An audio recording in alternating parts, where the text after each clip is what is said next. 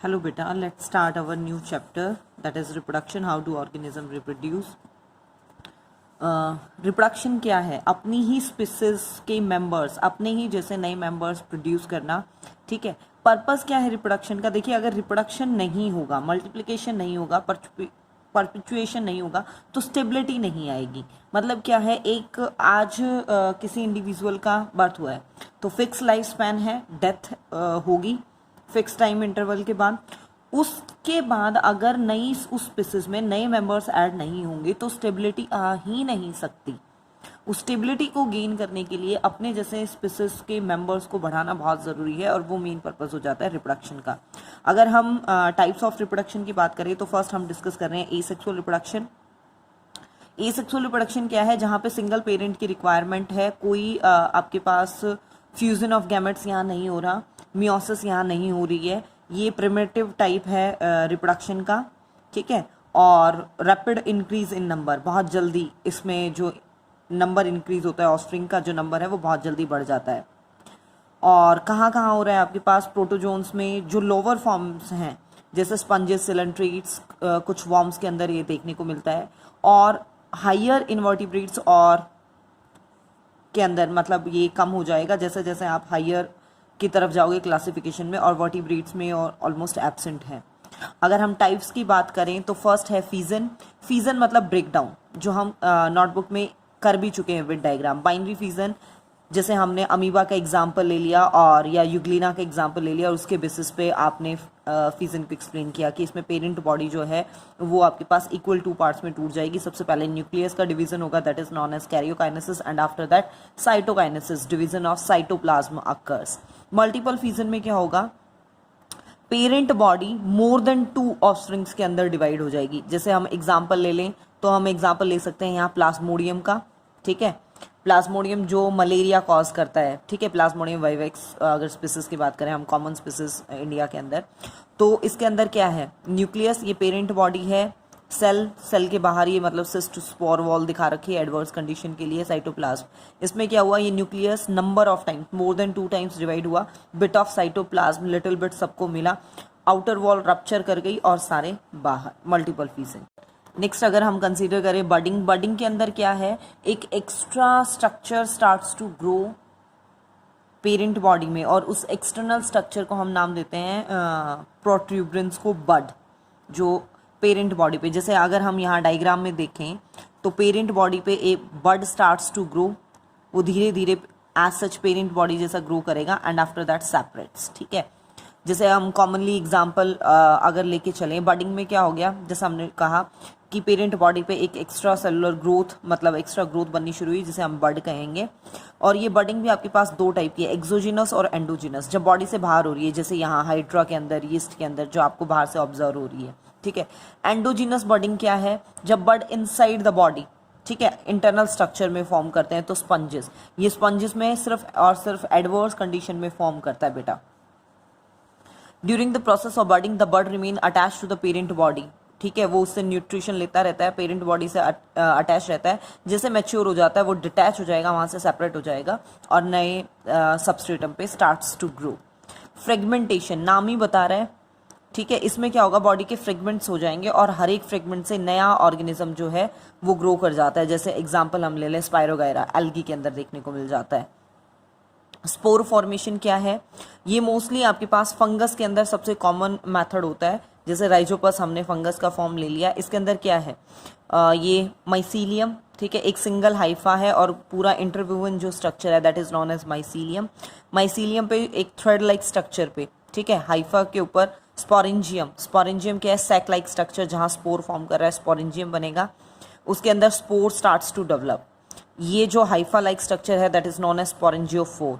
और ये spore like structure जब रप्चर मतलब बन गए तो वो आउटर वॉल रप्चर कर जाएगी, और स्पोर क्या है? एयर की हेल्प से सुटेबल सबस्ट्रेटम पे जाके स्टार्ट्स टू ग्रो. नेक्स्ट अगर हम देखें रीजनरेशन. रीजनरेशन में क्या है? आपके पास वही बॉडी के पीसेस हुए, ठीक है, और हर एक पीस से नया ऑर्गेनिज्म ग्रो कर गया.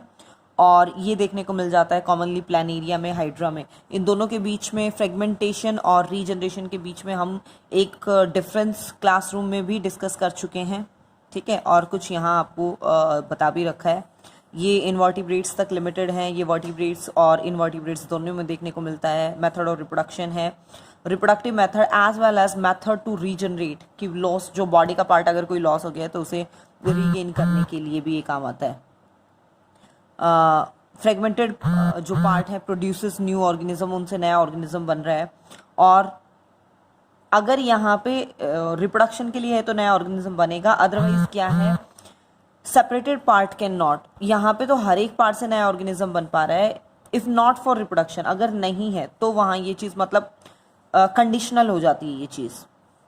ये प्लांट्स में कॉमन है, ये एनिमल्स में कॉमन है, फाउंड इन ओनली सर्टीन ऑर्गेनिजम्स। और ये आपके पास मतलब देयर वेरियस फॉर्म्स, कि किसी में थोड़ा है किसी में ज़्यादा है, रीजनरेशन कैपेसिटी देखने को मिल जाती है। जैसे ह्यूमन के अंदर अगर हम बात करें, ह्यूमन के लीवर के अंदर रीजनरेशन कैपेसिटी है, बाकी हायर फॉर्म्स में बहुत कम हो जाती है। जैसे लिजार्ड की टेल रीग्रो कर रही है, रीजनरेशन कैपेसिटी है, उसे वहाँ टॉटिपोटेंसी नाम दे दिया जाता है।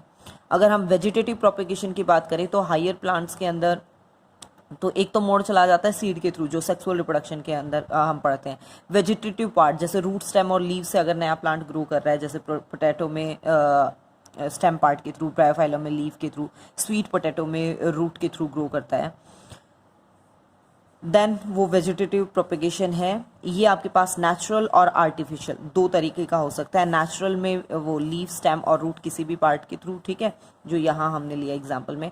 आर्टिफिशियल में ये कटिंग, लेयरिंग और ग्राफ्टिंग की तरह हो सकता है। कटिंग में क्या है, हमें स्टेम, कॉमनली हम स्टेम पार्ट लेते हैं, ठीक है, उस कटिंग को मतलब जो पीस हमने लिया है स्टेम पार्ट का विद नोड्स, इंटरनोड वाले पार्ट के साथ नोड्स मस्ट होता है, उसे सॉइल के अंदर सो किया जाता है और उससे नया रूटलेट और प्लांट मतलब stem part starts to grow. Grapes और शुगर केन के अंदर ये कॉमन मेथड है। लेयरिंग के अगर हम बात करें तो इसमें एडवेंटिशियस रूट मतलब डेवलप की जाती हैं स्टेम पार्ट के ऊपर, ठीक है जी। ये मैंगो रोजेस के अंदर कॉमन है। इसके भी दो टाइप है, one is the mound layering.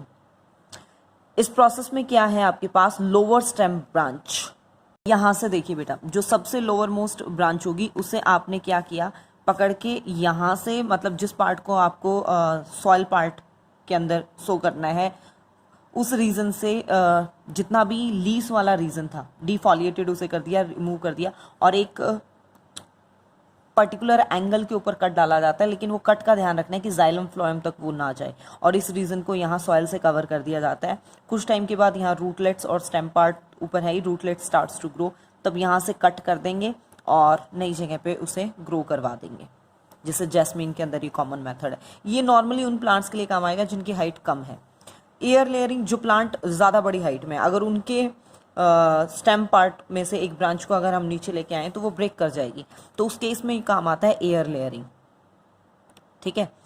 इस एयर लेयरिंग गुटी को के अंदर क्या है, एक वही लिया डिफॉलिएटेड वहाँ से किया और इंक्लाइन एक पर्टिकुलर एंगल पे कट डाला और उसे मतलब जो मिट्टी से उस रीजन को और पॉलीथीन से कवर कर दिया। मिट्टी ताकि इन्फेक्शन वगैरह ना हो, बाहर से अगर ओपन छोड़ोगे तो जो फ्लाइज वगैरह हैं वो इन्फेक्शन कॉज कर सकती हैं। पॉलीथीन से कवर कर दिया ताकि मॉइस्चर लॉस ना हो, ठीक है। कुछ टाइम के बाद यहाँ से भी एडवेंटिशियस रूट्स ग्रो करेंगी, कट डाल लेंगे और नई जगह पे उसे ग्रो करवा देंगे। ग्राफ्टिंग के अंदर ध्यान रखना है बेटा आपको कि एक लेंगे हम स्टॉक पार्ट, जिसका रूट वाला पार्ट है वो स्टॉक, और ऊपर वाला हिस्सा क्या कहलाएगा, स्कियॉन पार्ट, ठीक है।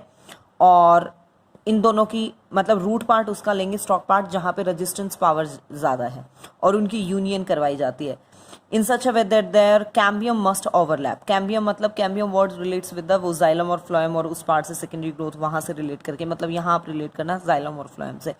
जब आपने ये स्टॉक और स्कियॉन इस टाइप से लिए जाते हैं कि वो उस शेप और साइज उनका इस तरीके से रखा जाता है कि वो फिट हो जाए, और ऊपर उस पार्ट को कवर कर देते हैं हम सॉयल वगैरह से ताकि अगेन लॉस ना हो का। वेजिटेटिव प्रोपेगेशन के अगर सिग्निफिकेंस की बात करें तो आपके पास जिन प्लांट्स के अंदर वाइबल सीड नहीं है उनके केस में ये मतलब बहुत अच्छी टेक्निक है। और न्यू एरियाज़ के अंदर जब हमें प्लांट को इंट्रोड्यूस करवाना है, सीड जर्मिनेशन जहाँ पॉसिबल नहीं हो पा रहा है एनवायरमेंटल फैक्टर्स के केस में, तो इस तरीके को यूज़ किया जा सकता है। More rapid and easier and cheaper method of multiplication, बहुत ईजी सा मैथड होता है और अगर कोई बहुत अच्छी क्वालिटी है, वैरायटी है, तो वो उससे मेंटेन की जा सकती है। बहुत सारे जो ऑर्नामेंटल प्लांट्स वगैरह हैं वो इसके थ्रू ग्रो करवाए जाते हैं, जैसे रोज ट्यूलिप। एक तरीका है माइक्रो प्रोपेगेशन, माइक्रो मतलब स्मॉल, ठीक है। ये आज के दिन बहुत ज़्यादा पॉपुलर टेक्निक है और नंबर ऑफ प्लांटलेट इससे तैयार किए जाते हैं। एक स्मॉल प्लांट का हिस्सा ले लिया और उस हिस्से को नाम दिया जाता है एक्स प्लांट। एक्स प्लांट को कल्चर मीडियम पे ग्रो करवाया और आपको नंबर ऑफ सेल्स वहाँ मिलती है, that is known as callus, undifferentiated mass of callus. और उसे नेक्स्ट मीडियम पे रखा, न्यूट्रिएंट मीडियम पे, जहाँ से उसमें स्टेम और लीफ रूट पार्ट बनना शुरू होगा। और उस प्लांटलेट को फिर हम ट्रांसफ़र करते हैं पोट के अंदर, और उस पोट को फिर लैब कंडीशंस में एक बार कि वो प्रॉपरली ग्रो कर जाए तो फील्ड एरिया में भेजा जाता है। एक बार डायग्रामेटिकली आप नोटबुक से ज़रूर करिएगा। पार्थिनोकार्पी क्या है? पार्थिनोकार्पी है formation of fruit without fertilization, मतलब यहाँ से सीडलेस फ्रूट तैयार किए जाते हैं। मोनोपेरेंटल ऑब्वियसली कि फर्टिलाइजेशन नहीं हो रहा है तो मोनोपेरेंटल है। और सिग्निफिकेंस की अगर हम बात करें सेक्सुअल रिप्रोडक्शन के अंदर, तो मल्टीप्लिकेशन ऑफ द स्पीसीज हो रहा है, इससे बहुत जल्दी बढ़ रहा है और वेरिएशंस नहीं आ रही हैं, जिसके कारण प्योरिटी ऑफ रेस जो है वो मेंटेन किया जा सकता है। ये क्वेश्चन ज़रूर चेकआउट कर लीजिएगा आपने कि आपको प्रॉपरली आ रहे हैं या नहीं आ रहे हैं। अगर नहीं आ रहे हैं तो देन प्लीज़ आस्क बेटा।